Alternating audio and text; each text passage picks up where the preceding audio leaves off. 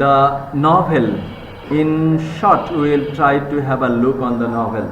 The novel begins in Jamaica after the Emancipation Act passed in 1833.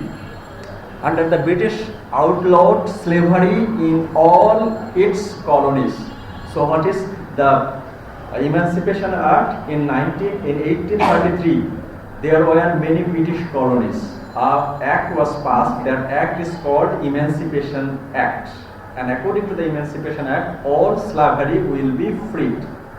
And this novel is started at the beginning point of this Emancipation Act.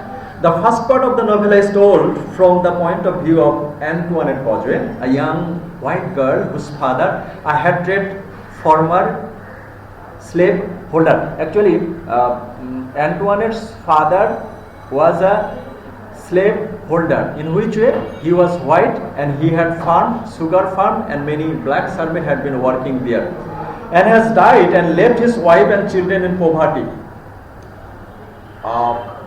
When the novel started, Antoinette's father was died. Antoinette's father was a black servant, slave holder, and he was hated by the Jamaican black people, and for this reason he died. And Antoinette's father left his family in economic problem. That is the beginning of this novel, White Sargasso Sea. The family's estate, Colibri, is quickly falling into ruin, and Antoinette's mother, Annette, is rapidly sinking into a deep depression. So when the economic condition of family was very pitiable, at that time they had a farm, and the name of the farm was Colibri. They had the farm, they had solvency, but for the emancipation work, the farm was not working well, and for this reason they had economic problem. Antoinette's father died, and for the cause of this economic problem, especially Antoinette's mother fall in mental depression. Since her mother frequently reject her, Antoinette spent most of her time alone with her black nurse, Christophine, one of the few servants who has not chosen to desert the struggling family. So when Emancipation Act was passed, all black servants left Antoinette's family. Antoinette's father died. Okay, all black servants left. Economic condition was very poor, and it was depressed mentally. But only one servant, that is, she didn't leave, and her name was Christophine. There, she was there. Actually, the nurse, of the family. She didn't leave the family. One day, for the first time in a long time, visitors came to Colibri. One of these men, an Englishman by the name of Mr. Mason. Actually, when this was the position, that means Antoinette's father died, Antoinette's mother mentally depressed, nobody was there within the family. Economic condition was very bad. At that time, an Englishman visited their family and farm. And what is the name of the farm? The farm name was Colibri. And the Englishman, he came. The Mr. Mason proposes to Antoinette.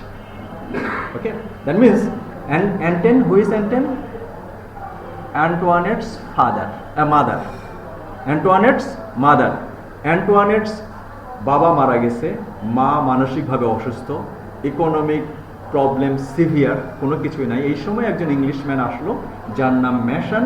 এই mason এসে অ্যান্টোয়ানেটের মাকে propose করলো। Then Annette, after a short courtship, she accepts. Why? Actually, in the pitiable condition for the survival, Annette was ready to marry this Englishman, Mr. Mason. And the two wait in spite of the malicious gossip of the servant and the local islanders. Actually, can it be possible? Women, actually, the women, Annette can marry an Englishman. Actually, for the survival of their family, Annette married this man, Englishman, Mason once again. And for a while, things seems to be improving for the causeways.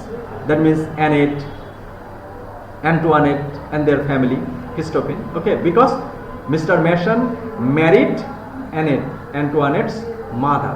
Mr. Mason uses his wealth to restore the crumbling colibri plantation, and this is the turn seems to improve Annette's mental state. That means previously Annette was mentally depressed. For the marriage, after the marriage with Mr. Mason, Annette's mental condition was a little bit improved. বিয়ে করার পরে mister mason এই ফ্যামিলির পিছনে একটু টাকা খরচ করেছিল, এজন্য এখন অ্যানেটের মনে হলো যে মানসিকভাবে তারা একটু ভালো আছে। Annette's mental position was going well. Still Annette's mother repeatedly expresses a desperate wish to leave Jamaica. Actually, the position after the Emancipation Act, the white people and especially the Creole heritage people, they tried to leave Jamaica.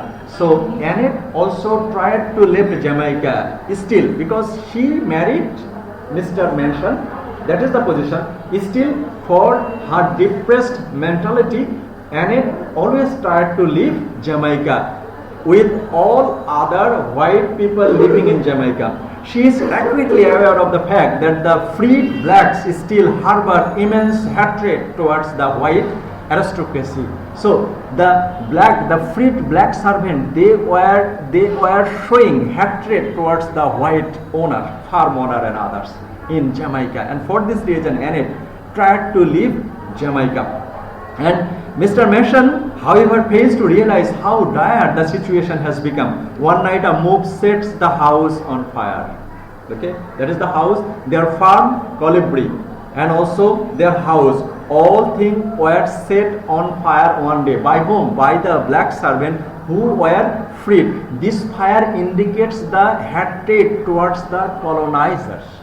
Actually, the people living in Jamaica, most of the farm owners, they are the white, and the white was hated by the black servants, and the black servant set fire on Annette's family, and the family is forced to flee forever. And after the fire, the family left.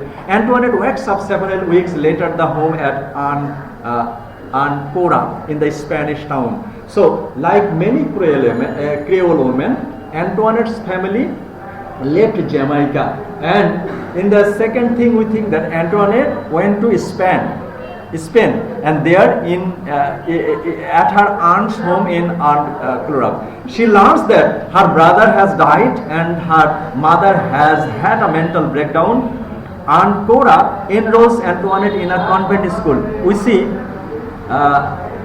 in a convent school. Convent school is an enclosed commentary of monks, nuns and friars, where she spent several years learning how to be a lady. During this time, Antoinette is largely alone. Her mother is confined to a home of a caretaking couple. Her aunt returns to England, and her stepfather travels frequently and visits rarely. Okay, so in this portion we see that Antoinette had been living in Spanish. Their family, Antoinette's family, left Jamaica, and we see that Antoinette had been living in Spain. Then when Antoinette turns 17, Mr. Mason comes to the convent and announces that he has friend coming from England for the winter. যখন Spain থেকে ফিরে আসলো, যখন অ্যান্টোয়ানেটের বয়স 17 হলো, সেই সময় অ্যান্টোয়ানেট কোথায় আছে? স্পেনে আছে, এবং তারপরে ইংল্যান্ডে একটা স্কুলে ভর্তি করে দেওয়া হয়েছে। এরপরে জানা গেল যে একদিন তার বাবা ঠিক কোয়াইট মাঝে মাঝে তাদের পরিবার ভিজিট করে। একদিন এসে উনি ঘোষণা করলেন যে তার কিছু ইংলিশ ফ্রেন্ড তাকে তাদের পরিবারে বেড়াতে আসতেছে এবং তাদের মধ্যে একজন অ্যান্টোয়ানেটকে বিয়ে করতে চায়। Mr. Mason comes to the convent and announces that he has friends coming from England for the winter, and he implies that one of these men will marry Antoinette. The second part of the narrative opens after the marriage has taken place. This section of the work is narrated mostly by Antoinette's new husband, a man who remains nameless throughout the text, but who is clearly based on the character of Mr. Rochester from Charlotte Bronte's Jane Eyre. As the couple journeys to the honeymoon house, Rochester explains the circumstances and necessitate his hasty wedding. Eventually, Rochester arrived in the West Indies and was immediately struck by the favor. As a result, she is now questioning his decision to marry a woman she barely knows. So, still, he reflects there was a tremendous incentive for him to do so.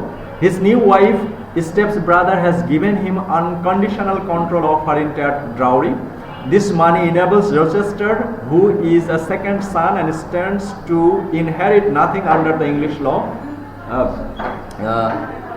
primogeniture role. That means there is an English role, primogeniture role. সেটা হলো যে যদি বড় সন্তান বেঁচে থাকে তাহলে বড় সন্তান বাদ দিয়ে অন্যরা আর কেউ কোনো সম্পদ পায় না, সেটাকে বলা হয় primogeniture role.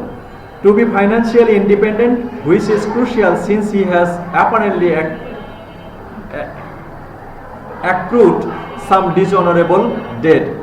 The wedding party arrives in Grand Bois.